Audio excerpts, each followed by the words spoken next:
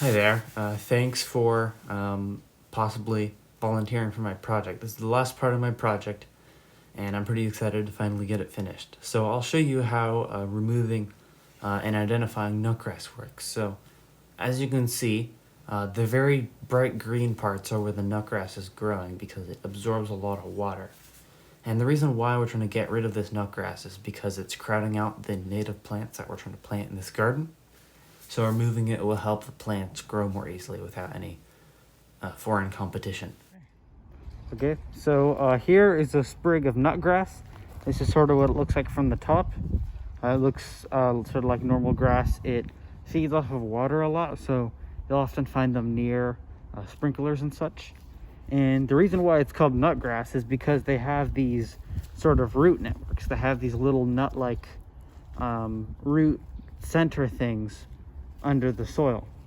And the important thing about pulling out nutgrass is that you have to pull these things out too. Otherwise, this will grow right back up. So if you were to just pluck off the grass here, it would do basically nothing because it could just regrow that grass. So you need to dig deep down and shovel up all these other parts of the roots in order to pull it up. All right, so one technique that you can use would be to hold the nutgrass while you're digging, and doing it like a lever like that and pulling it up will help you get out a lot of it. So you can see that he's wiggling the shovel to try to move it through the dirt better. And doing this, it helps to get through the dirt without cutting the stem, because cutting the stem will mean that you leave much of the plant behind once you get it.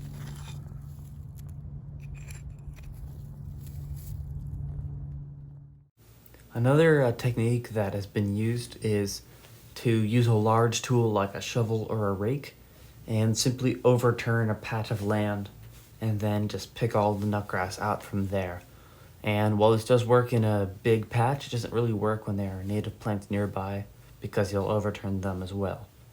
So that's another technique if there's a big patch of nutgrass with very little native plants around.